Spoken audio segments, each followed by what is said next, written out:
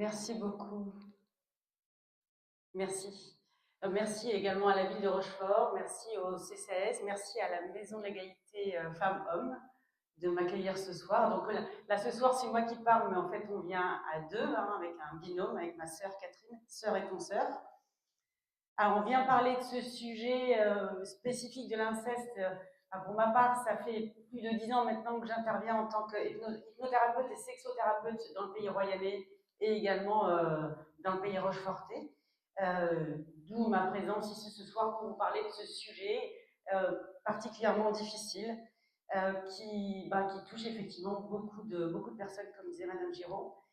Donc, ça me semble normal, presque important, presque un devoir sociétal, presque de parler de tout ça, et notamment de vous faire un retour, et d'une sur les statistiques, et de deux aussi sur ma clinique par rapport à l'accompagnement de ces personnes qui ont pu subir un inceste. D'où ma présence ici ce soir. En tout cas, merci à vous toutes et tous d'être venus. C'est courageux.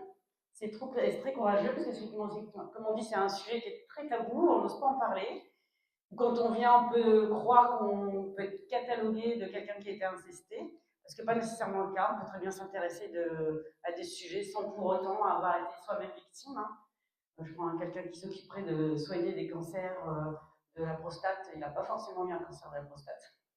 Bon, d'habitude, je fais beaucoup de blagues sur des conférences sur l'hypnose ou la sexo. Là, je pense que ça va être peu opportun. Mais si toutefois ça m'échappe, ne m'en veuillez pas, c'est ma nature au départ. Donc voilà, sujet délicat, interdit fondamental et réalité sociale. Interdit fondamental parce qu'on n'en parle pas, réalité sociale parce que les chiffres nous montrent que, effectivement, c'est un fait sociétal. Alors, je voulais commencer par une citation d'Oscar Wilde qui nous dit que dans le monde, tout est question de sexe, sauf le sexe. Le sexe, lui, c'est une question de pouvoir. Et on va voir au fil de cette conférence qu'effectivement, cette notion de pouvoir, elle est essentielle dans cette dynamique de l'inceste. Plus que la sexualité, à proprement parler.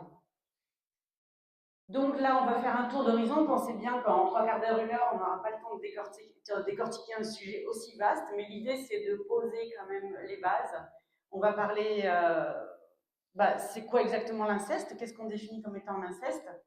On va parler aussi de ce que dit le code pénal à ce sujet-là, parce que c'est important aussi de savoir où on en est. Les piliers du consentement, c'est important, ça aussi. Ça fait débat actuellement d'ailleurs à l'Assemblée. On va faire un point sur les chiffres et vous allez voir que le panorama est malheureusement pas très folichon.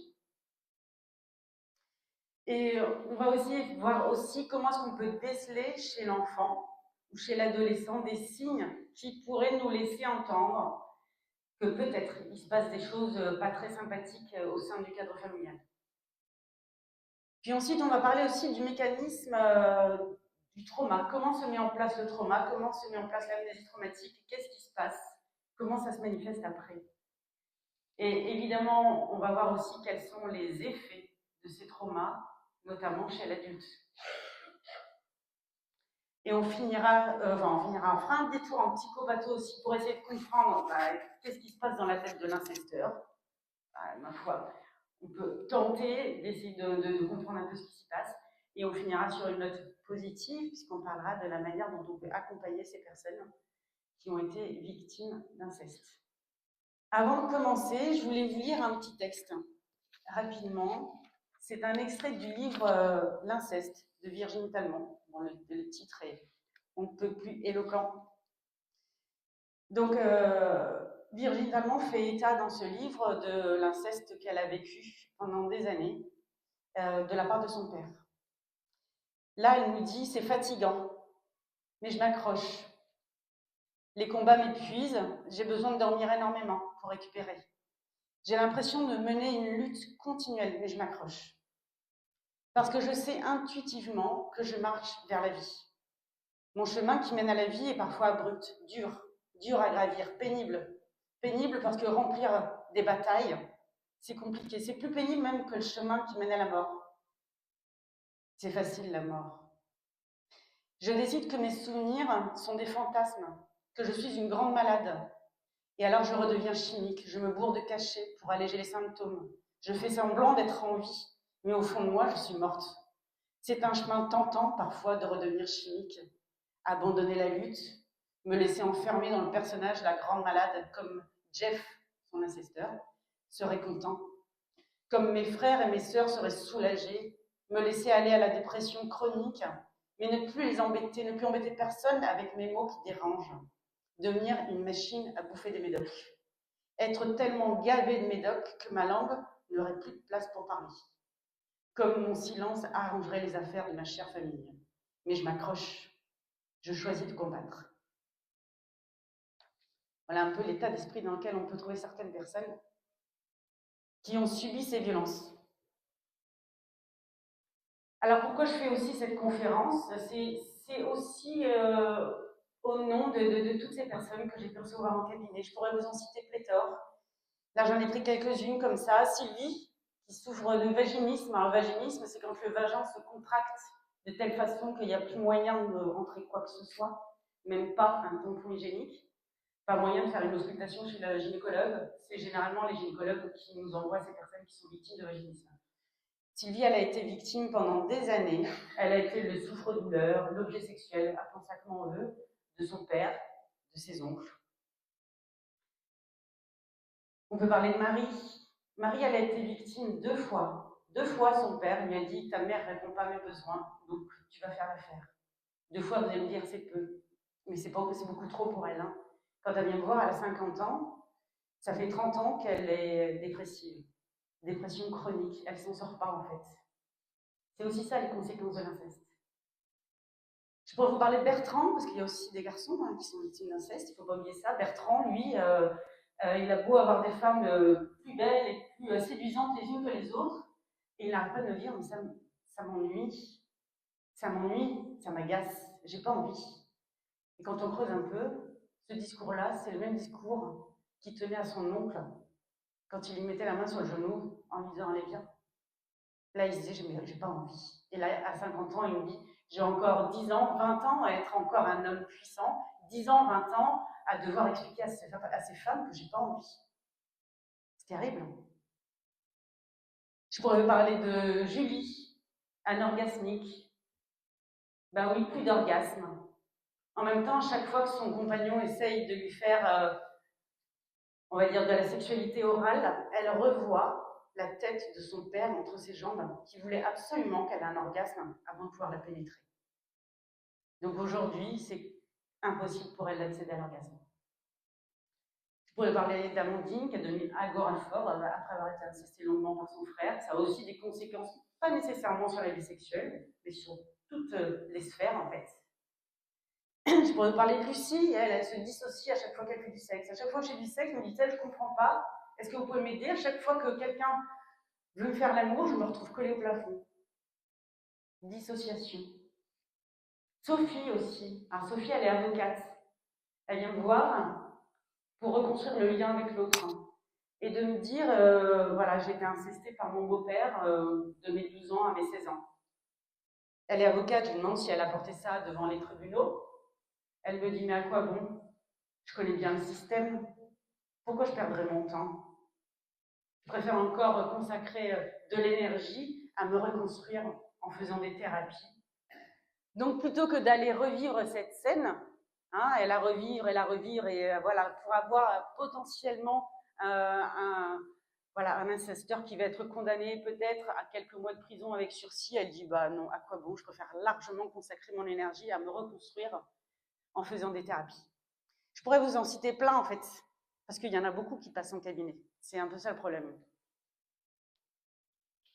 L'inceste, c'est un interdit qui est quand même assez particulier.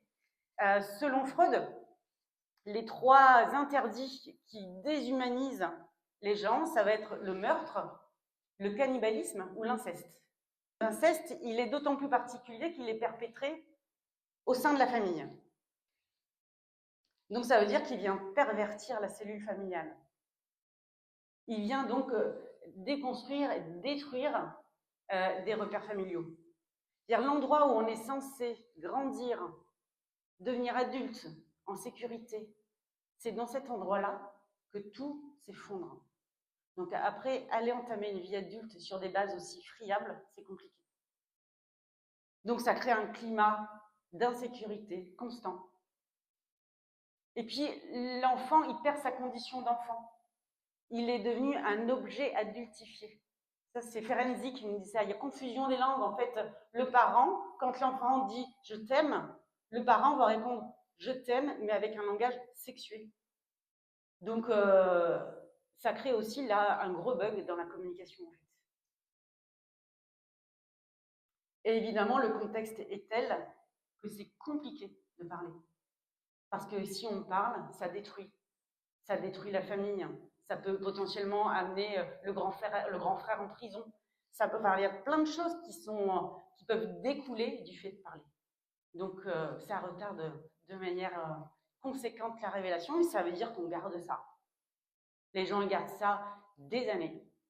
Des années, ils arrivent à composer avec ça quand ils y arrivent, en fait. Ce qui n'est pas toujours le cas. Il faut se rappeler que l'inceste arrive quel que soit le niveau économique. Il n'y a pas la famille Groseille, comme dans La vie est un long fleuve tranquille. Il n'y a pas que chez eux, loin s'en faut. Non, non, au contraire. Quel que soit l'âge de l'enfant aussi, quel que soit le genre de l'enfant, c'est aussi bien des petits garçons que des petites filles. On imagine souvent des petites filles, encore une fois, les petits garçons sont concernés aussi.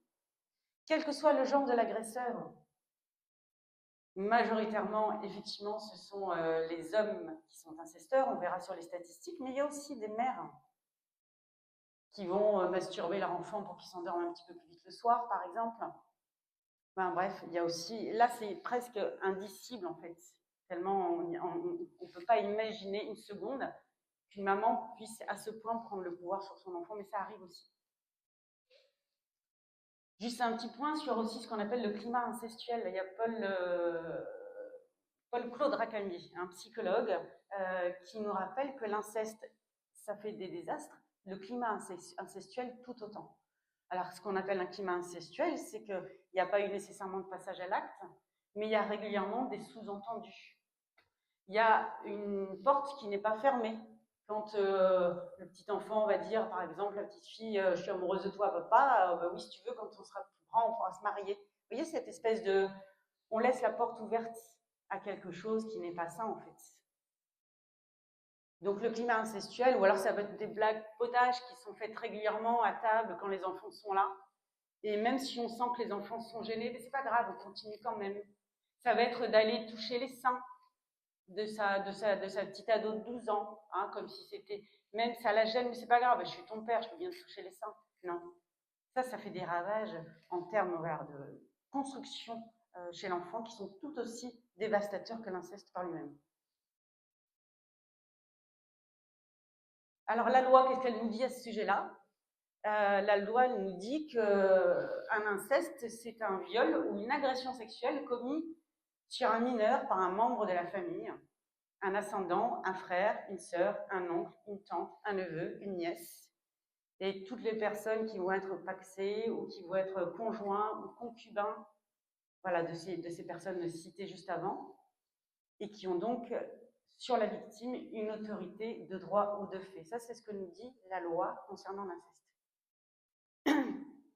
On note que dans cette loi, il n'y a pas nécessairement de notion de consentement. Pas encore, en tout cas.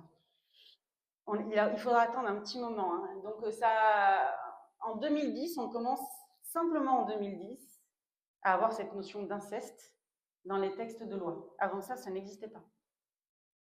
Puis après ça, malgré tout, de 2011 à 2013, à nouveau, ça disparaît du code pénal. Pour réapparaître en 2016. En 2016, on nous dit qu'on réintroduit l'inceste, mais toujours avec des sanctions, avec des sanctions qui vont rester les mêmes et toujours pas de notion de consentement. C'est-à-dire que c'est à l'enfant de prouver qu'il n'était pas consentant. Il n'y a que depuis 2021, après la loi Billon, qui a quand même pas mal révolutionné, heureusement, le domaine, la loi Billon nous dit qu'en deçà de 15 ans, un enfant n'est pas en mesure de consentir, dès lors qu'il y a un écart de 5 ans entre l'enfant et l'incesteur. Donc depuis 2021, c'est hier quand même, en deçà de 15 ans, on estime que l'enfant n'est pas en mesure de consentir. Donc, s'il y a eu des agressions ou des viols, nécessairement il n'était pas consentant, il n'a pas besoin de le prouver. Les autres, démerdez-vous. Parce que dans les viols, malheureusement, chez les adultes, le souci va se poser. Concernant la prescription, c'est intéressant ça. Donc la prescription, là aussi, les lois ont changé, ça s'est amélioré, même si ce n'est pas encore complètement optimum. Pour un viol, il y a une prescription à partir de la majorité de la victime. C'est-à-dire qu'à partir de ses 18 ans jusqu'à, on va dire, ses 48 ans, elle peut aller porter plainte pour viol incestueux. Quand il s'agit d'agression sexuelle, c'est-à-dire qu'il n'y a pas eu de pénétration, c'est 20 ans de prescription. Depuis la loi Billon en 2021, là aussi une petite amélioration dans la mesure où il y a une mise en place d'une prescription glissante. C'est-à-dire que si la personne, si l'incesteur a commis un crime sur un mineur 10 ans après que la personne, elle était incestée, la prescription commence à partir de ce moment-là. Ça fait glisser la prescription. Alors évidemment, ceux qui se battent par rapport à au fait que les lois puissent bouger, chacun essaye d'amener la non-prescription, c'est-à-dire que ce crime-là puisse ne jamais être prescrit. C'est ce qui serait idéal, c'est malheureusement pas le cas aujourd'hui. Concernant ceux qu'encourent les criminels, donc 20 ans d'emprisonnement pour viol commis sur un mineur, 20 ans d'emprisonnement sur un mineur de 15 ans, et ça va se débattre en cour d'assises. Quand il s'agit d'agression sexuelle, c'est 10 ans d'emprisonnement, 150 000 € d'amende, et là, ça va se juger au tribunal correctionnel. Vous verrez que c'est complètement différent, parce qu'on n'a pas les mêmes personnels quand il s'agit de cour d'assises que de tribunal correctionnel. Le consentement, tiens, on va faire donc, c'est intéressant cette notion de consentement, il y a quand même des choses qui sont importantes à savoir, hein, c'est que, donc, je pense que tout le monde le sait, mais l'absence de refus ne veut pas dire je suis d'accord. C'est pas parce que j'ai pas dit non que j'étais d'accord. D'accord, ça fait partie des piliers qui sont essentiels. Le consentement, il doit être explicite et non pas implicite. Ça, c'est important aussi. La personne, elle doit être en capacité de consentir, évidemment. Si on lui a filé de la drogue du violeur, elle n'est plus tellement en capacité de consentir. Si elle a même bu trop, c'est pareil. D'accord? Je dirais aussi qu'il y a des cas de figure un peu plus complexes. Hein. Par exemple, quelqu'un qui serait voilà, dans une entreprise, elle travaille, elle n'a pas de papier, elle est dans l'illégalité, elle n'est pas en capacité de dire non à son employeur, sans quoi elle pourrait éventuellement être expulsée. Donc là, pour le coup, cette capacité à consentir, elle n'est plus tout à fait la même. Alors là, c'est plus global sur le consentement, vous l'aurez compris, c'est pas nécessairement pour les mineurs, mais c'est important, parce que finalement, cette notion de consentement, on va la retrouver aussi quand il s'agit d'inceste. En termes de consentement, la demande doit être spécifique. Hein. Quand on parle, là je prends chez les adultes, hein, quand on parle voilà, d'une pénétration classique, on ne parle pas nécessairement de sodomie. Il faut que ce soit bien clair quand même. Et il y a aussi le fait que le consentement, il est toujours révocable. On peut très bien avoir dit oui à un moment, et à un moment donné dire bah, finalement non. Et c'est complètement OK. Le 1er avril, c'est tout récent, on pourrait presque croire que c'est une blague, hein, parce que c'est il y a quelques jours. À l'Assemblée nationale, ils ont débattu justement cette notion-là de consentement. Enfin, concernant les viols. Je vais vous reprendre un petit peu les textes. Aujourd'hui, un viol, c'est tout acte de pénétration commis sur personne d'autrui par violence, contrainte, menace ou surprise. Encore une fois, cette notion de consentement, là pour le coup on parle chez l'adulte, elle n'existe pas. Aujourd'hui, on se fait violer, on doit démontrer qu'on n'était pas consentant. Là, au 1er avril, l'Assemblée nationale a porté un texte, une proposition de loi qui vise à modifier justement ces textes et à porter cette notion de consentement et de dire qu'un viol est viol tout acte sexuel non consenti. Ainsi, ça permettra d'exiger voilà, qu'il y ait cette notion de consentement libre, éclairé, spécifique, préalable, révocable. Donc ça, c'est une proposition de loi qui est faite à l'Assemblée. Donc autant dire que la loi, elle n'est pas encore dans les tuyaux, mais enfin bon, il y a des choses qui bougent un petit peu. Allez, on va faire un petit état des chiffres. C'est bon, là, je vous ai pas... parce qu'on n'est pas fini. Hein. Donc, les chiffres, parce que là, les chiffres, c'est pas joli. Hein. 2009, 2 millions de personnes se déclarent incestées. En 2015, 4 millions se déclarent incestés. Et en 2020, 6 millions 7. Donc 6 millions 7, on fait un calcul rapide, c'est 10% de la population. Hein, quand Madame Giraud parlait tout à l'heure de ces classes de 20 élèves, bon ben 20 élèves, il y en a 2 en moyenne. Donc effectivement, ça nécessite d'être un peu vigilante. Hein. Ça, c'est le nombre de personnes qui déclarent être incestées, donc 10%. Toujours dans les chiffres, donc si on parle en, voilà, plus en chiffres, ben, ça fait l'équivalent de 160 000 personnes, enfin enfants par an, qui subissent un viol ou des violences sexuelles.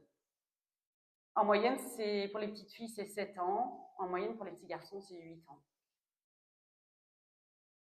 Il y en a 81% avant 18 ans, 51 avant 12 ans et 21 avant 6 ans. En moyenne, c'est 8 petites filles pour 2 petits garçons. Les chiffres, donc 81% des violences sexuelles sont incestueuses parce qu'elles se passent justement au sein de la famille. 97% des violences sexuelles sont perpétrées par un homme. 97%. Donc je vous disais, c'est majoritairement des hommes. Hein. Et toujours cette notion de pouvoir, hein. Je ne veux pas être un peu sexiste, mais on est quand même dirigé par des hommes. Et cette notion de pouvoir est vachement importante et ça reflète la société dans laquelle on évolue. Donc le plus souvent, ce sont dans les agresseurs, on a les pères pour 27%, les frères, les oncles, les amis des parents, les voisins de famille. Voisins de la famille, ça me fait penser à l'affaire Le Squarneck. Hein, pour le coup, c'est cette petite fille qui s'est fait violer par le docteur Le Squarneck et c'est elle qui a dénoncé du haut de ses 5 ans. C'est elle qui a fait tomber ce chirurgien qui, depuis des décennies, violait, agressait sexuellement ses patients. Il y a quand même 299 plaintes. Quoi. Personne n'a rien dit. Il y avait une omerta terrible, aussi bien au niveau du Conseil de l'ordre que des collègues, de la famille. Et c'est cette petite gamine de 5 ans, sa voisine, qui fait tomber un chapeau. Quoi. Plus de 5 ans, c'est une personne sur 4. Pendant plus de 5 ans, qui vit des violences sexuelles. Une personne sur 8 pendant plus de 10 ans. C'est assez cauchemardesque quand même. Alors là, je voulais vous citer un extrait de ce livre très très bien. D'ailleurs, je vous mettrai à la fin de cette conférence, je vous parlerai de quelques films, podcasts ou films qui sont intéressants à regarder dans le sujet. Là, c'est Triste Tigre de Neige Sino qui nous explique, qui nous dit quoi, voilà, déjà la plupart des victimes ne portent pas plainte. Il y a moins de 10% des personnes qui sont victimes qui vont porter plainte. La plupart des plaintes, elles se terminent par un non-lieu. La grande majorité, je crois que c'est 75% des plaintes. Ou sinon, elles sont requalifiées de viol en agression sexuelle. Parce qu'évidemment, il y a plus de facilité à traiter ça dans les tribunaux que de les amener aux assises. Donc, c'est requalifié. Les derniers chiffres officiels judiciaires donc, montrent que 74%, voilà, c'est ça, des plaintes pour viol, que ce soit pour les adultes ou pour les mineurs, sont classées sans suite. Et que 50% des plaintes instruites sont requalifiées en agression sexuelle ou en atteinte sexuelle. Et que donc, au bout du compte, 10% des plaintes seulement sont jugées aux assises. Donc, si on fait le décompte, 10% des 10%, ça fait 1%. Simplement qui sont traités. C'est assez peu, quand même. Et encore, ces personnes-là, ces 10% là, qui vont effectivement porter plainte, c'est un parcours judiciaire coûteux, financièrement, psychiquement, pour au final trouver son agresseur potentiellement finalement requalifié, non pas en violeur, mais en agresseur sexuel, et écoper potentiellement de quelques mois de sursis. Comme me disait l'avocate qui est venue en cabinet, c'est assez terrible en fait. Donc là, pour reprendre ces chiffres, 10% des victimes osent porter plainte. Il y a la loi du silence, évidemment. Il y a toute cette omerta qui est forcément, si on parle, ça fait exploser la systémie familiale, quoi.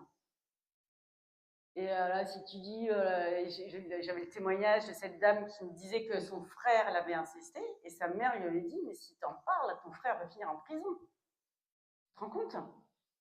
Donc pour le coup, deuxième effet qui se coule, bah voilà, elle dit, alors certes, on la croit, mais on lui dit tais-toi. 74%, donc je vous disais des dossiers qui sont classés sans suite. Et là-dedans, on peut parler aussi, on parlait tout à l'heure là de ces 10% qui sont incestés. On ne met pas dedans, il y a un chiffre noir, hein, toutes les situations inconnues, parce qu'évidemment tout le monde ne se déclare pas, les gens qui se sont déjà donné la mort, parce que ça peut aussi amener au suicide, des gens qui sont enfermés en HP, des gens qui ont complètement vrillé, qui sont peut-être aujourd'hui dans des institutions pénitentiaires. Enfin bref, 10%, c'est le minimum en fait.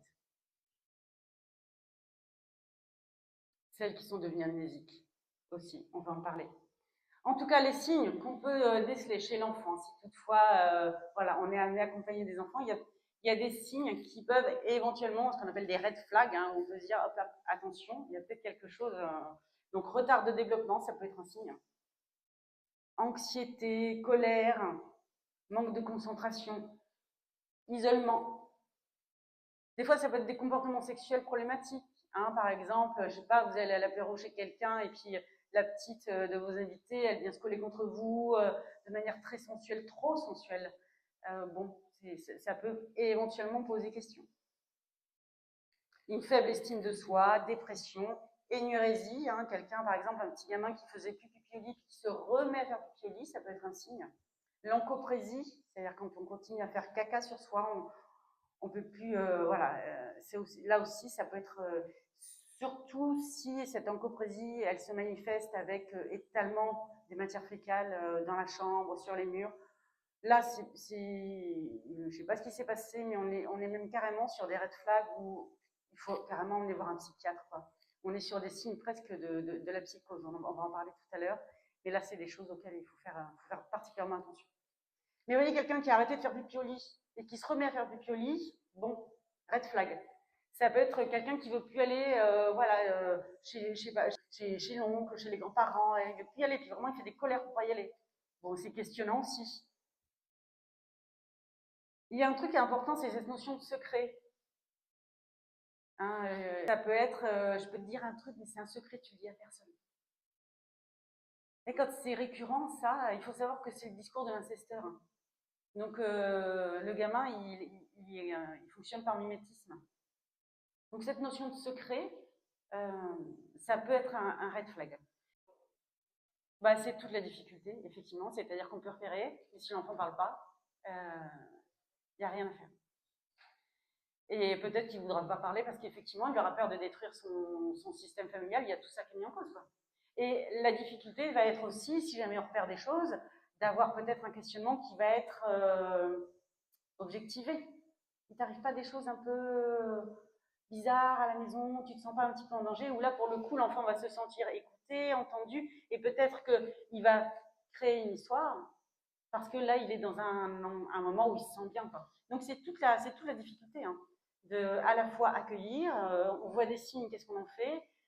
Est-ce qu'on ne va pas l'inciter à dire quelque chose qui n'est pas vraiment la vérité, mais ça lui permet de se mettre, d'être dans un contexte où il se sent écouté? Donc, ça aussi, c'est pernicieux.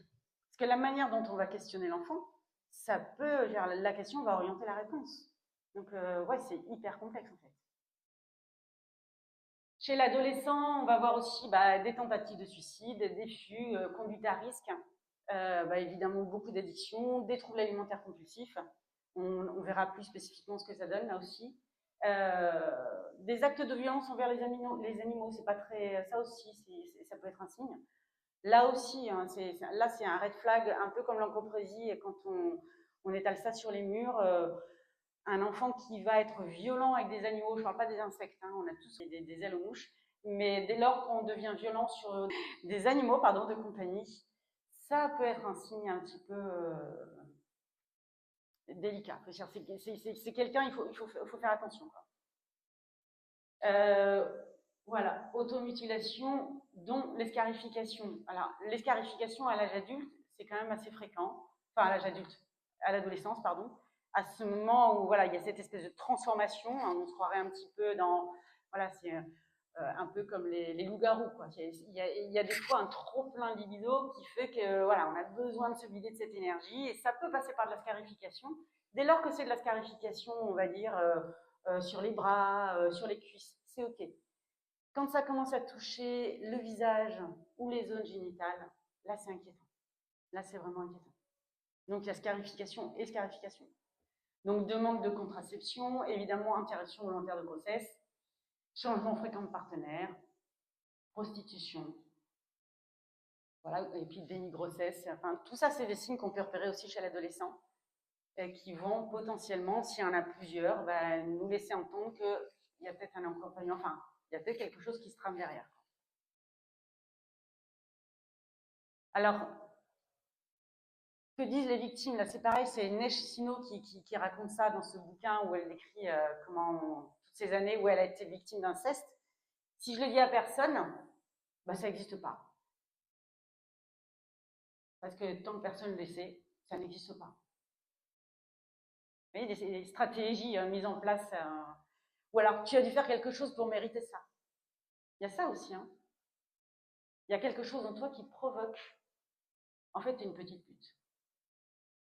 Alors ça aussi, c'est toute la problématique de ces gens-là qui, des fois, vont, par exemple, prendre du plaisir. Ou avoir une lubrification, ou avoir une érection pour ces messieurs. Mais en fait, c'est un mécanisme physiologique de défense. Quand il y a lubrification pendant un viol, c'est pas tant qu'on prend du plaisir, c'est que notre corps va faire cette lubrification pour éviter qu'il y ait des dommages au niveau du vagin. Mais c'est pas tant qu'on a pris du plaisir, loin s'en faut. C'est juste un mécanisme physiologique. Mais ça, quand on ne sait pas, qu'on vient de se faire agresser, et que voilà, qu'il y a eu une sensation de plaisir, qu'il y a eu voilà, toute cette physiologie qui laisse croire qu'on a pu prendre du plaisir, il y a un gros sentiment de culpabilité derrière. On se dit bah non, bah, je l'ai cherché et puis en plus j'ai pris du plaisir, donc évidemment que je ne veux pas aller en parler. Donc vous voyez, tout ça c'est tu es la préférée, ça aussi, ça se met en place. Hein. Dans une fratrie, quand il y a voilà, un des frères et sœurs qui est incesté, il y a ça, il y a ce mécanisme où je suis la préférée. Je me rappelle d'une histoire que j'avais entendue comme ça sur un podcast où la dame disait, quand elle a appris plus tard que son père avait incesté aussi sa petite sœur, aussi, et elle s'était sentie anéantie. C'était un deuxième choc. Au départ, elle pensait que finalement, bon, bah, elle en avait pris son parti, c'était elle la préférée, et puis quelque part, elle prenait ça comme quelque chose de chouette. Et d'apprendre qu'en fait, ce mec-là, il avait exactement le même comportement avec son petit frère et sa petite sœur, elle était, voilà, elle dit, bah, tout s'anéantit, quoi.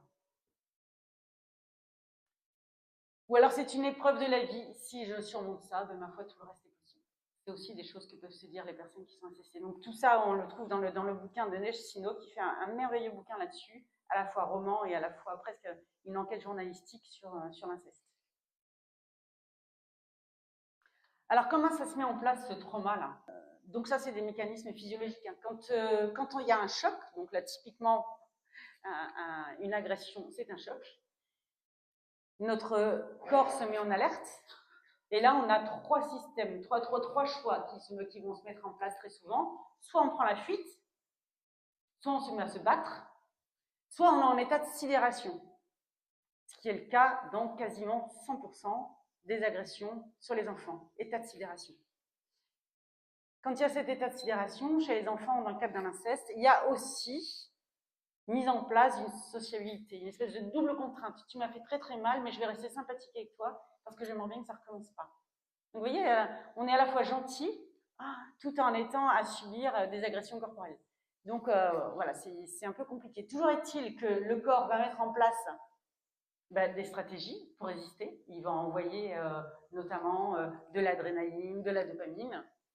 Et tout ça, entre toutes ces stratégies mises en place, mais ça, je vais vous montrer une petite vidéo pour vous expliquer tout ça, ça crée en tout cas un épuisement. Le corps, la psyché, tout ça, ça s'épuise. Évidemment, mais derrière, ça se retourne sur des conséquences psychiques, physiques, psychologiques. Plus spécifiquement sur l'amnésie traumatique. Donc on l'a vu, danger, alerte, sidération, et donc mon corps se défend. Mon corps se défend et il envoie une quantité de ouf d'adrénaline, de cortisol. Adrénaline pour pouvoir courir très très vite, c'est-à-dire que les muscles sont en action. Cortisol pour pouvoir réfléchir à 2000, voilà, 2000 à l'heure, pour pouvoir... et il envoie une dose tellement forte qu'elle en est mortelle. Donc, à un moment donné, paf, le cerveau, il bug. Parce que s'il reste dans cette émotion-là, cette dose de cortisol et d'adrénaline, elle peut tuer le sujet. Donc l'inconscient, en quelque sorte, va faire bugger la personne. Et c'est comme ça que va commencer à naître tous ces phénomènes qu'on rencontre souvent chez les personnes qui ont justement été victimes de violences dans l'enfance. Donc, notamment des amnésies traumatiques, alors totales ou partielles. Alors, si c'est fait dans la toute petite enfance, autant dire que c'est très compliqué en deçà de 3 ans de retrouver des choses qu'on puisse passer. On va avoir le déni, donc voilà, c'est quelque chose qui n'a pas existé. Hein, déni, pareil, total ou partiel. Parce que pour le psychisme, c'est trop compliqué. Donc on préfère dire non, c'est pas possible. Le clivage, c'est que la personne elle est coupée en deux en quelque sorte. C'est comme s'il y avait une partie qui sait, puis l'autre qui ne sait pas. Et des fois, ça se clive en bien plus de morceaux que ça. Hein, notamment pour les troubles dissociatifs identitaires. Hein, on va se retrouver avec une personne qui a plusieurs personnalités. Hein, une qui est restée à l'âge enfant, l'autre qui est à l'âge adulte. Et, enfin bref, ça crée des pathologies qui nécessitent après d'être accompagnées, hein, parce que c'est un peu compliqué aussi. Donc, amnésie traumatique, déni, clivage. On a aussi la dissociation dont je vous ai parlé tout à l'heure, c'est-à-dire que quand il y a cet événement, ou en tout cas quand il y a réviviscence d'un événement, alors ça peut être une odeur, ça peut être un geste, ça peut être une pression sur le corps, ça suffit pour que la personne, pouf, elle se dissocie. Elle se retrouve collée au plafond, ou en tout cas, elle n'est plus dans son corps, parce que son corps, il est toujours trop fragile psychiquement pour accueillir ce qui se passe. Et ça peut être aussi le déplacement, c'est aussi en ça que ça va être compliqué quand on recueille le déplacement, c'est que dans l'esprit du petit enfant, quand ça lui arrive, c'est tellement pas possible que ce soit papa ou maman qui ait fait ça, qu'on va déplacer le souvenir dans un autre contexte. C'est l'instituteur. Il y a eu un fait divers comme ça, avec un instituteur qui avait été accusé comme ça d'agression sexuelle sur un élève. Il s'est retrouvé en prison, il s'est suicidé en prison, et il s'avère qu'en fait, c'était pas lui.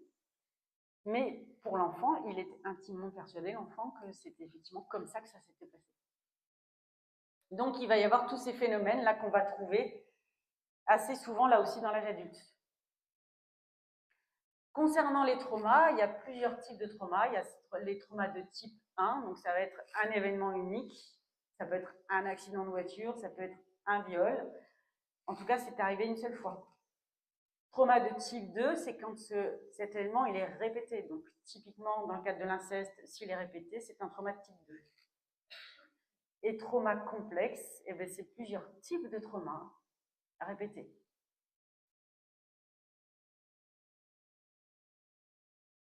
Donc, en termes de chiffres, on se retrouve dans la population, là, 5 à 12% de la population victime de stress post-traumatique. Et il y a 1 à 8% qui sont victimes de stress post-traumatique complexe.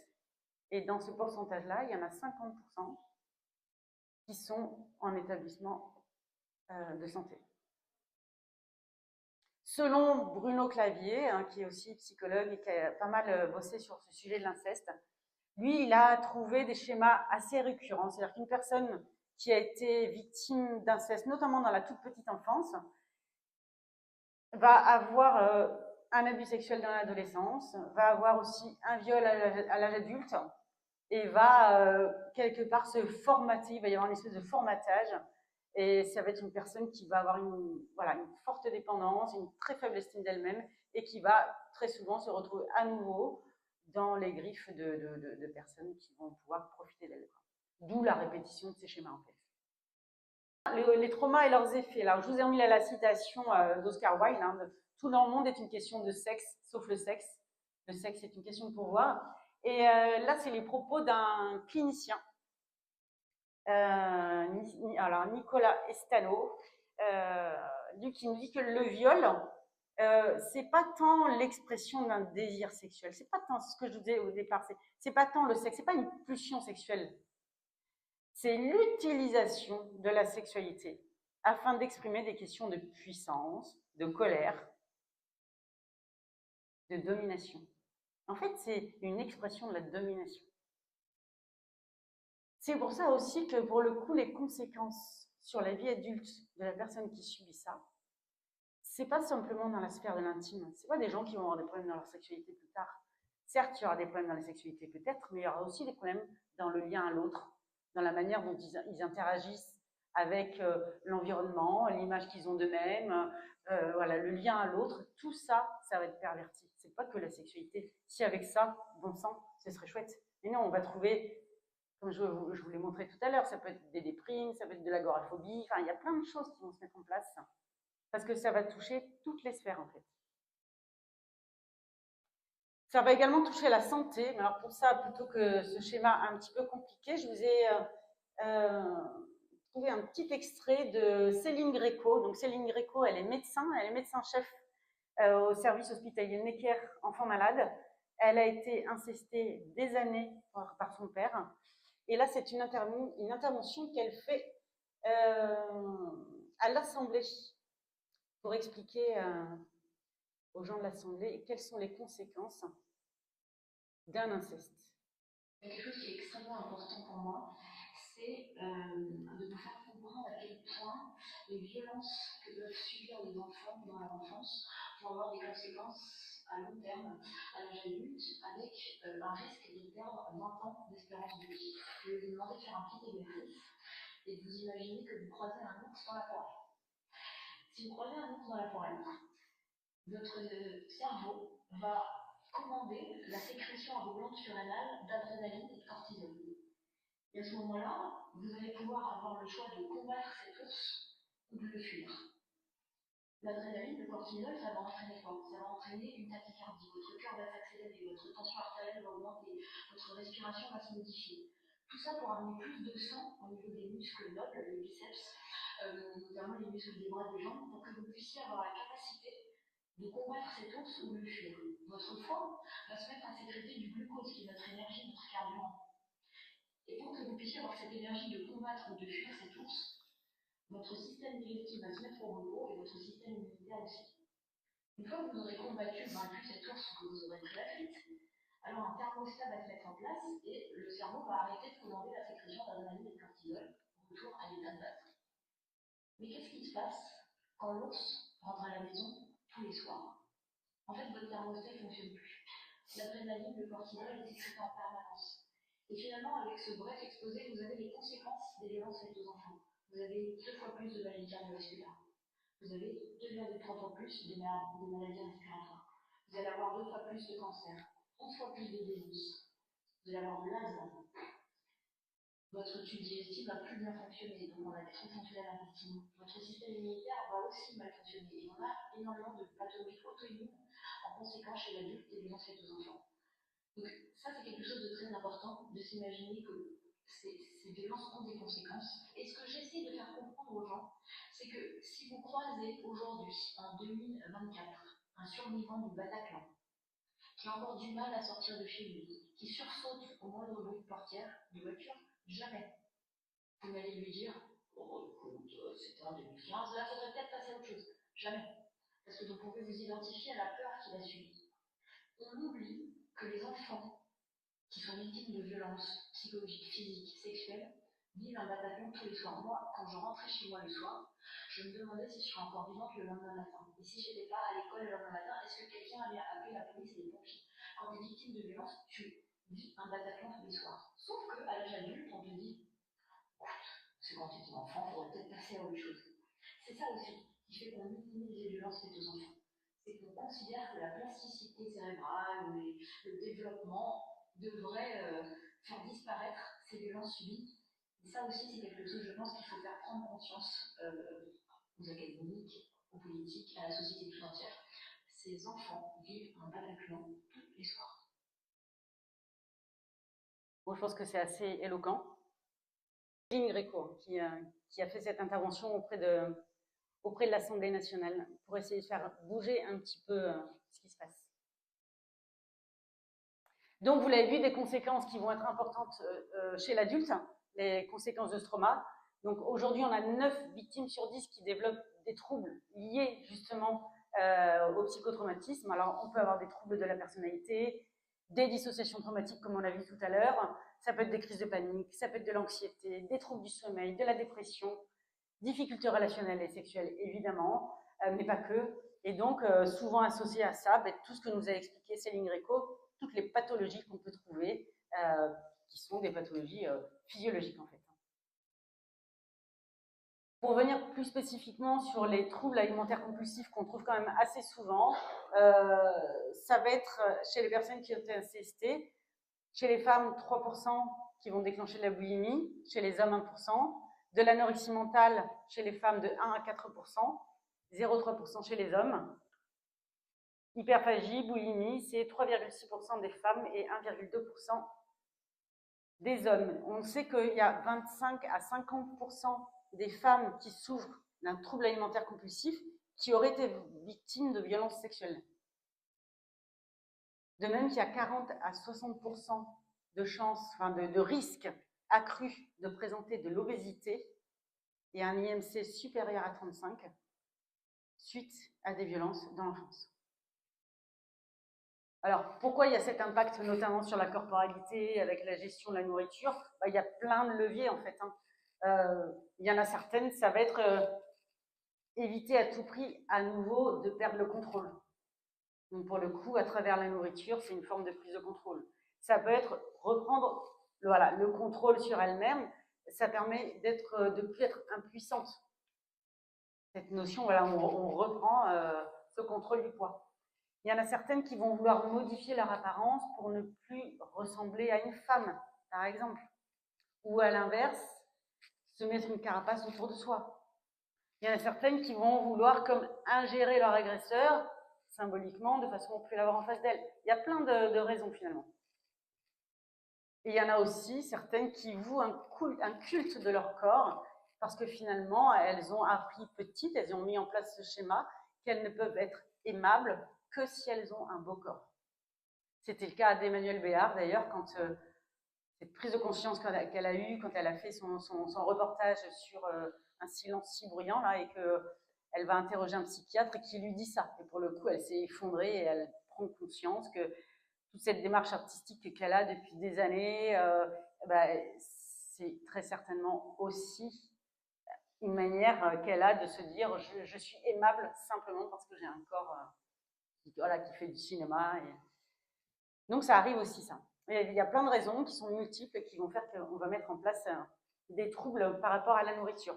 On va essayer de comprendre un petit peu rapidement, parce qu'il ne s'agit pas de faire un cours de psychopatho, mais comment ça marche le lien à l'autre? Comment est-ce qu'on peut en arriver chez un incesteur à avoir ce type de comportement?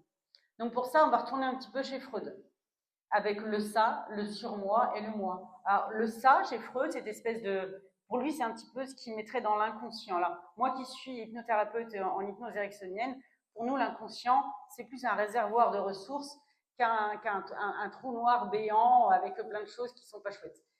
Mais en tout cas, chez Freud, c'est ça. C'est cette espèce de pulsion, le ça. Et on pourrait imaginer ça comme un entonnoir. En fait, après, il y a le surmoi qui vient poser les règles. Comment est-ce qu'on va interagir en société? Donc, c'est toutes les règles qui vont nous définir. Et puis, la négociation entre le ça, c'est-à-dire ma pulsion sexuelle, créative, peu importe, en tout cas, tout ce qui est de l'ordre du magma, le désir à l'état pur. Et une fois qu'il y a le surmoi, la négociation entre les deux, ça me donne moi. C'est-à-dire comment moi, je me présente face à vous en société. Donc, des fois, quand on a des gens qui sont envahis par le ça, ça peut être des pervers ou des gens qui vont faire, par exemple, des serial killers, des choses comme ça. Eux, ils sont envahis par le moi. Par le ça, pardon, pas par le moi. Puis ensuite, toujours chez Freud, on a l'évolution. Donc, quand on est petit, on a ce qu'on appelle le moi idéal, c'est-à-dire comment papa et maman me voient, qu'est-ce qu'ils veulent pour moi plus tard, c'est ce qu'on appelle le moi idéal. Puis, quand on devient ado, il y a ce qu'on appelle les moi auxiliaires, ça peut être un coach, ça peut être un prof. Vous voyez, des personnes qui viennent à côté et qui viennent nous aider à construire notre identité autre que papa et maman. Et enfin, on arrive à ce qu'on appelle l'idéal du moi, c'est-à-dire qu'est-ce que moi, je veux pour moi. Que bien souvent, d'ailleurs, on ne réalise que passé 40 ans. J'exagère. C'est souvent quand même qu'à la quarantaine ou à la cinquantaine, une espèce de voilà, mais qu'est-ce que je veux pour moi, bon sang, quoi. Et donc ça, c'est l'idéal de moi.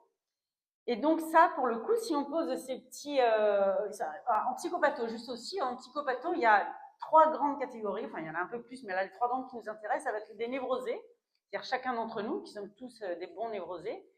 Chez les névrosés, l'autre existe. C'est-à-dire que si je fais du mal à l'autre, j'ai un sentiment de culpabilité.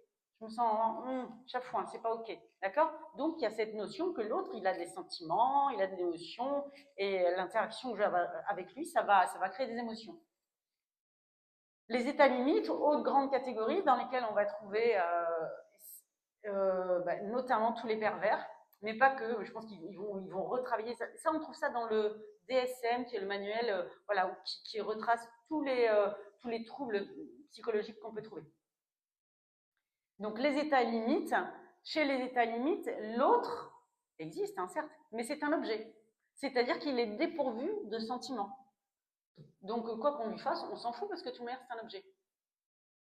Donc voilà, on commence à comprendre un petit peu comment on va retrouver majoritairement les incesteurs dans les états limites. Et enfin, chez les psychotiques, l'autre est un danger.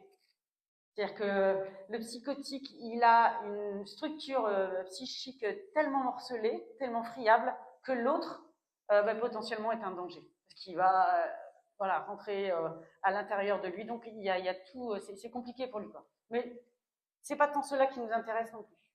Si on fait un petit tableau récapitulatif de ça, où on trouve donc ces notions de le ça, le surmoi, le moi, l'idéal du moi, le moi idéal, et qu'on met ça en parallèle avec les névroses, les états limites et les psychotiques, ce qui va nous intéresser beaucoup, donc, c'est les états limites. C'est là qu'on va trouver les pervers, ces personnes qui n'ont pas conscience que la personne en face n'est pas un objet et qu'elle peut avoir des répercussions émotives par rapport à ce qu'on leur fait. Donc, c'est chez les états limites qu'on va trouver ces personnes-là. Chez eux, l'instance dominante, c'est l'idéal du moi. Ils s'en foutent des règles, en fait. Ce qui compte, c'est qu'est-ce que moi, je veux pour moi. Donc, vous voyez, l'autre n'existe pas. Je suis axée sur ce qui... Et peu importe les lois, peu importe... Non, ce qui importe, c'est moi. Personne d'autre. L'état limite aussi, en tout cas le pervers dans cette catégorie état limite, il a ce qu'on appelle une position anaclytique dans sa relation. Anaclytique, ça veut dire qu'il est posé contre. L'autre lui sert de soutien, voilà, de mur. Donc encore une fois, il s'en fout complètement du mal qu'il peut faire. L'autre lui sert juste à assouvir un besoin. Et donc l'autre est un objet. Donc là, vous comprenez qu'avec cette structure mentale, c'est principalement chez les pervers qu'on va trouver des incesteurs.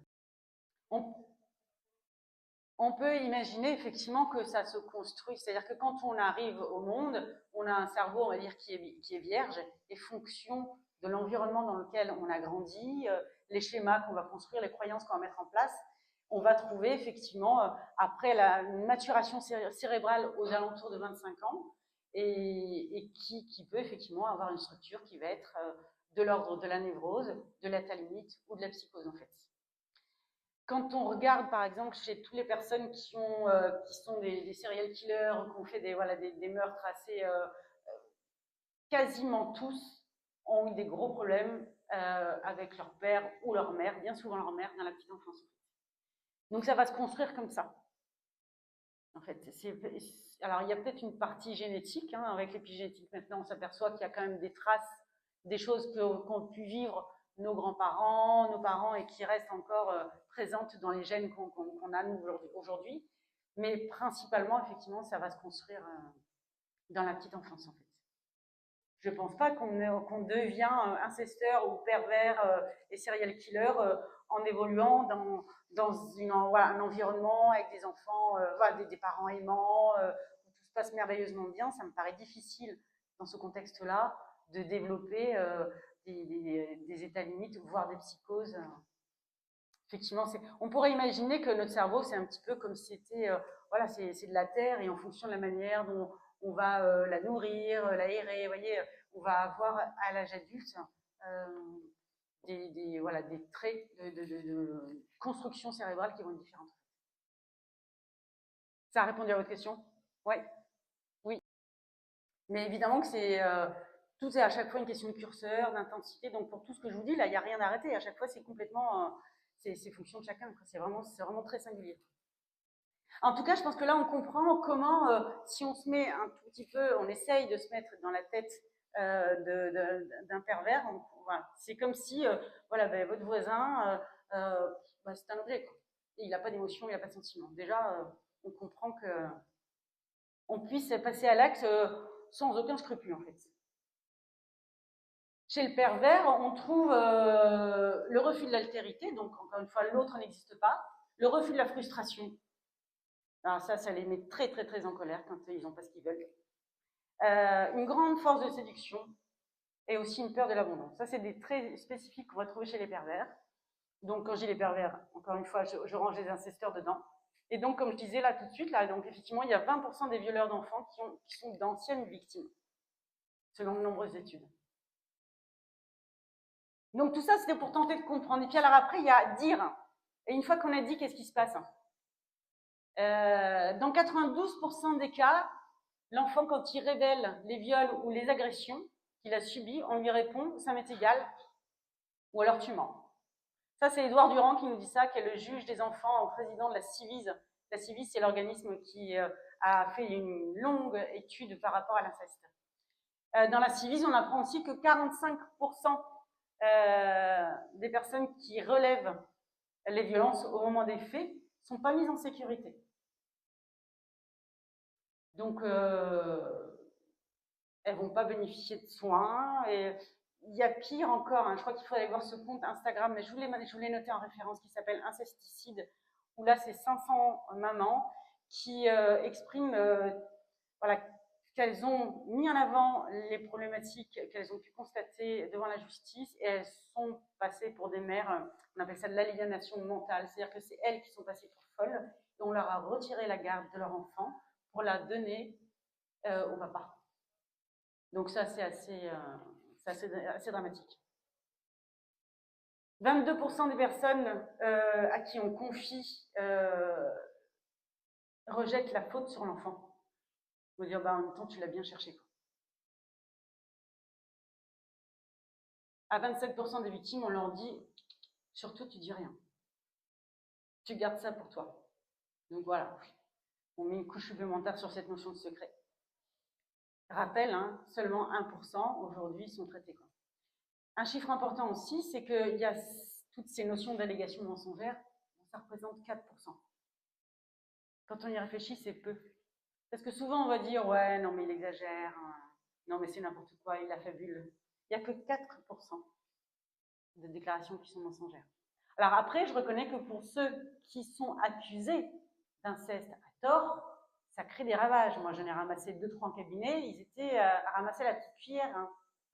Hein, je me rappelle d'un papa où ses filles avaient été voir un chaman qui leur avait dit vous avez été violée par votre père à la petite enfance. Alors évidemment, elles n'en avaient aucun souvenir, mais comme elles avaient des petits problèmes relationnels, machin, tout ça, enfin bref, elles ont tout rejeté en bloc sur la faute de leur père. Et pour le coup, le père est d'un coup d'un seul, sous prétexte que les filles ont été voir un chaman qui leur prouve, entre guillemets, hein, le père, il est démoli. Il est démoli. C'est un peu le souci aussi, c'est que quand on va faire éventuellement un signalement, et que c'est faux, la personne qui se trouve, ne serait-ce qu'un court instant, 1 mois, 2 mois, 3 mois, le temps que ce soit potentiellement classé sans suite, parce que légitimement, ça devait être classé sans suite, mais la personne, elle se retrouve tatouée incesteur, ad vitam aeternam. Donc, il y a aussi ça, quoi. C'est un... On marche sur des œufs tout le temps, quoi qu'il en soit. Pour finir sur une note positive, avant de vous faire juste un petit laïus sur des documents ou des livres à lire sur le sujet. Comment est-ce qu'on va pouvoir accompagner ces personnes dès lors que voilà, la personne, elle est au courant, elle arrive à l'âge adulte, ou même elle a encore, même petit enfant, hein. Qu'est-ce qu'on peut faire? Alors, déjà, nous, en hypnose, par exemple, on va jamais, si quelqu'un nous expose une problématique en disant là, je suis pas bien dans ma vie, mais je ne sais pas à quoi c'est dû. J'ai été voir quelqu'un qui m'a dit que j'avais été violée quand j'étais petit. Est-ce que vous pouvez aller en hypnose, remonter dans le temps et retrouver l'événement en question? C'est niet. Voilà, déjà, ça c'est parce que c'est pas du tout le rôle de l'hypnose, mais absolument pas. Donc, et puis en plus, moi je suis intimement persuadée, je pense que Catherine aussi, que si toutefois, à un moment donné, l'inconscient il a mis sous cloche l'événement, c'est qu'on n'est pas en mesure psychiquement de l'accueillir. Donc ça ne sert à rien d'aller ouvrir une blessure qui pourrait presque être mortelle pour le sujet. Ça, c'est une chose. La deuxième, c'est que quoi qu'on fasse remonter, émerger comme souvenir durant une séance d'hypnose, les souvenirs, c'est des choses qui sont construites, en fait. Hein, même la réalité, là, elle est construite, la réalité. Chacun d'entre vous, par rapport à cette réunion, va avoir une impression. Voilà, si vous faites un feedback, si vous devez écrire une dizaine de lignes sur ce que vous avez retenu de la conférence, chacun d'entre vous va faire 10 lignes différentes. Alors que pourtant, vous avez tous entendu la même chose, d'accord? La réalité n'existe pas dans le présent, dans le futur non plus, et dans le passé non plus. Elle est construite. Donc, en tout cas, ça ne va pas être le rôle de l'hypnose. Donc, ce qu'on va faire, c'est potentiellement aller guérir, par exemple, l'enfant blessé, c'est-à-dire la part de la personne là, qui a la part enfant, qui est complètement meurtrie, blessée et tout ça, ça va être d'aller réconcilier, de se réconcilier avec cette partie-là, par exemple. Donc, ça va être des protocoles un peu de ce type-là. L'idée, ça va être, en tout cas en hypnose, si la personne a souvenir de ce qui s'est passé, ça arrive aussi, d'en réduire l'intensité émotionnelle. C'est-à-dire, si la personne, à chaque fois qu'elle repense à ça, ça lui donne la nausée, ça lui, enfin, vous voyez, c'est pas du tout OK, d'aller modifier la perception qu'elle a de cet événement pour en réduire la charge émotionnelle. Donc ça, par exemple, ça va être aussi des axes qu'on va pouvoir utiliser en hypnose. Quoi qu'il en soit, on va travailler beaucoup sur restructurer la confiance en soi. La personne, elle a la confiance en soi qui est friable, en fait, qui est très friable. Et là où c'est compliqué d'ailleurs avec l'inceste, il me semble, dans les accompagnements qu'on peut faire en hypnose, c'est qu'on peut avoir un mieux-être pendant un temps, et en fait, il va suffire d'une odeur ou d'une situation où la personne va à nouveau être comme... et ça va faire comme un tsunami, et à nouveau, tout ce qui a été fait précédemment peut se trouver à nouveau complètement ravagé. C'est compliqué. C'est compliqué. Parce que c'est des agressions qui sont, on va dire, multisensorielles. Quoi. Il y a du son, il y a des odeurs, il y a plein de choses. Et donc, pour le coup, il y a beaucoup de stimuli qui peuvent potentiellement ramener la personne à ce moment-là. Donc, ça va être compliqué de l'accompagner. Si tant est qu'elle s'en rappelle aussi, en plus.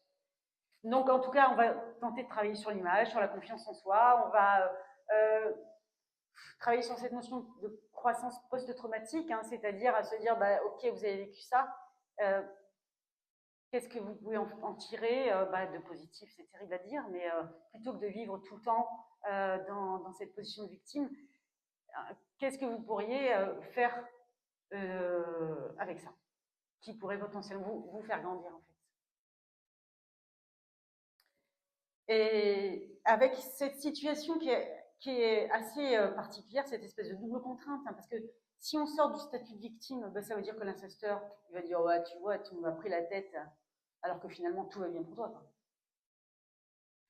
Et si on reste dans le statut de victime, ça donne aussi raison à l'agresseur. Oui, c'est compliqué. De toute manière, jamais rien n'est simple. Donc voilà. Par rapport à toujours la manière d'accompagner, ça va être aussi de dire, de parler. C'est aussi pour ça qu'on fait ces conférences. Plus on en parle, moins c'est tabou, plus on en parle librement et plus on libère, quoi, moins on porte seul ce poids. Quoi. Donc là, évidemment, il y a des numéros d'urgence, hein, le 119 pour les enfants, c'est ça? Oui, c'est ça, bien sûr. Et là, mais ça, je pense que la mairie de Rochefort, il y a tout ça, hein, ces numéros de téléphone utiles, les associations, voilà. Il y a plein d'endroits, quand même, en France, me semble-t-il, où on peut quand même aller parler et puis trouver un endroit où on se sent bien, ne serait-ce que la maison égalité femmes-hommes, voilà, et où on peut commencer à parler de tout ça. Parce que parler, c'est se libérer de toute cette toxicité, de tout ce poison qui coule dans nos veines, et ça fait tout de suite beaucoup de bien. Pour terminer, parce que j'ai un petit peu débordé, simplement pour ceux qui souhaiteraient aller plus loin, je vous ai mis des podcasts, par exemple, ou peut-être une nuit, un magnifique podcast, où finalement c'est une journaliste qui va faire toute une enquête journalistique sur l'inceste en interrogeant sa mère qui a été incestée.